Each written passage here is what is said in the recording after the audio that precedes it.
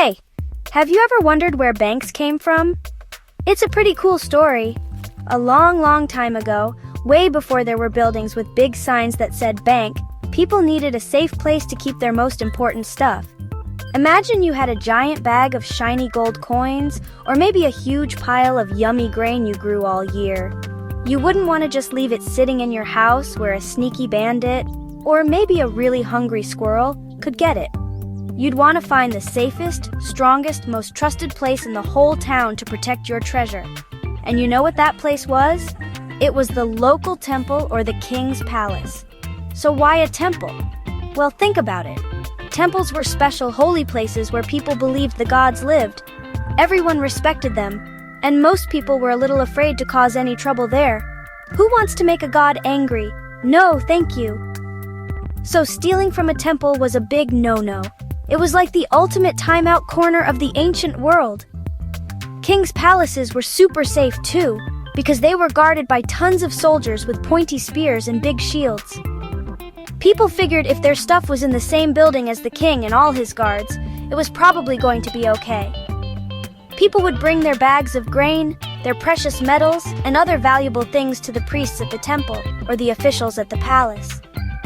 These caretakers would store everything in strong, protected rooms in the basement, kind of like a super secret clubhouse for treasure. They were the very first bankers. They didn't have computers or anything, so they just kept a close eye on everyone's belongings. It was a really smart idea because it let everyone in the village relax, knowing their hard-earned stuff wasn't going to disappear while they were sleeping. It was the beginning of trusting someone else with your valuables. This system worked because of one very important thing: trust. The villagers trusted the priests and the king's workers to be honest and keep everything safe.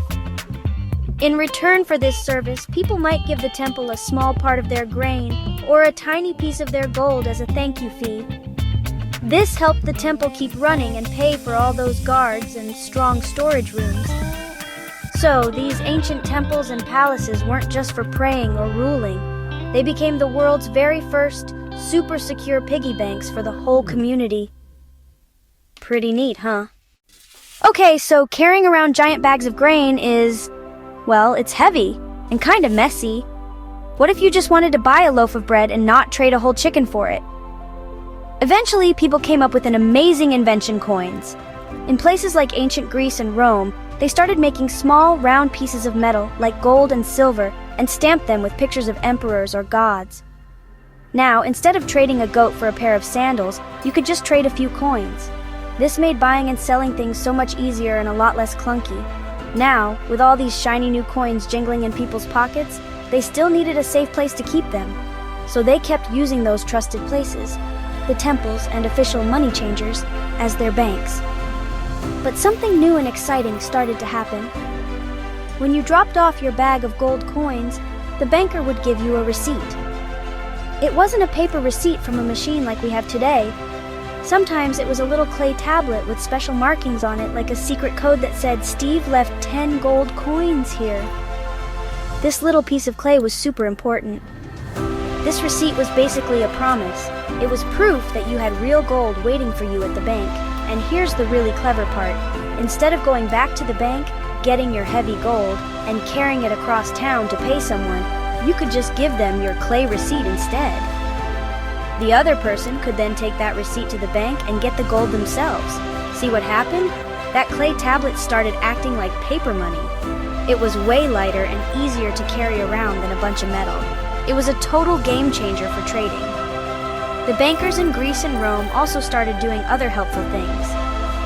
If you needed to borrow money to, say, buy a boat to become a fisherman, you could go to the bank and get a loan. You'd promise to pay it back later, maybe with a little extra as a thank you. They also helped people send money to relatives in faraway cities without having to physically carry it, which was dangerous. The bank in your town could send a message to a bank in another town, telling them to give money to your cousin. It was like the world's first long-distance money transfer. Fast forward a few hundred years to the Middle Ages. This was a time of castles, knights, and big adventures. Merchants were traveling all over the world on ships to trade for amazing things like colorful spices and soft silks. But traveling was also super risky. Imagine trying to carry a giant chest full of gold on a long, bumpy road or a creaky ship. You'd be a walking target for robbers and pirates. People needed an even better, safer way to handle their money, especially when they were going on these long and important journeys. And guess what? Banks were ready to level up. This is when banking families and groups became really important. In places like Italy, these families started what we think of as modern banks. They built buildings with incredibly thick walls and giant heavy metal doors with complicated locks. We call these vaults. A vault is like the king of all safes, a super-duper extra strong room designed to be almost impossible to break into. Merchants felt much safer leaving their fortunes locked inside one of these instead of hiding it under their mattress.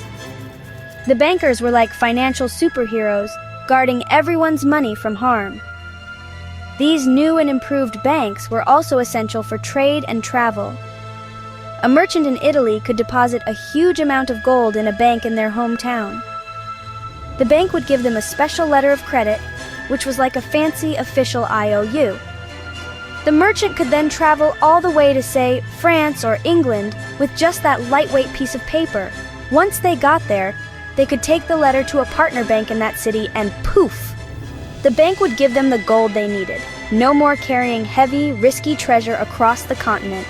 This safety and convenience helped make big things happen. With banks helping them, people could plan bigger projects than ever before. If a king wanted to build a giant, magnificent castle, he could get a loan from the bank. If a group of explorers wanted to sail across the ocean to discover new lands, banks could help fund their trip.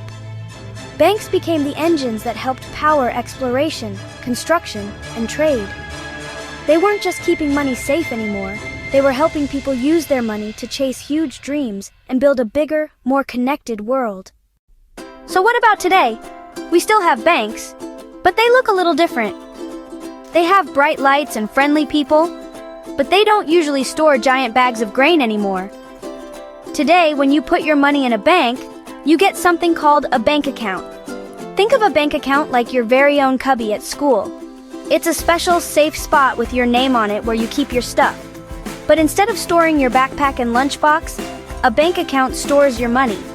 And just like your cubby, only you and your parents are allowed to access what's inside. There are two main types of bank accounts, and they're like two different kinds of cubbies for different jobs. The first one is called a checking account. This is your spending cubby. It's designed for money that you plan to use for everyday things. When your parents buy groceries, pay for electricity, or get gas for the car, the money often comes out of their checking account. You can take money out easily with a debit card, which is like a magic key to your account, or by writing a check. This account is all about money that's on the move. The other main type is called a savings account. This is your growing cubby.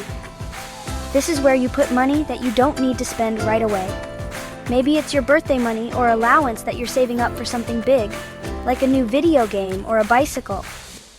The coolest thing about a savings account is that the bank actually pays you a little extra money just for keeping your money there. This extra bit is called interest. It's like planting a money seed and watching it slowly grow into a small money tree.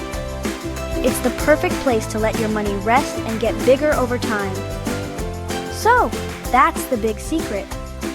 Banks started as safe places to store treasure and have grown into helpful partners that keep our money secure and even help it grow. A checking account is for your day-to-day spending, and a savings account is for your future dreams. By using both, you can make sure your money is safe, easy to use when you need it, and quietly growing when you don't. From ancient temples to the bank down the street, it's all been about one simple idea: keeping our money safe so we can build a better future.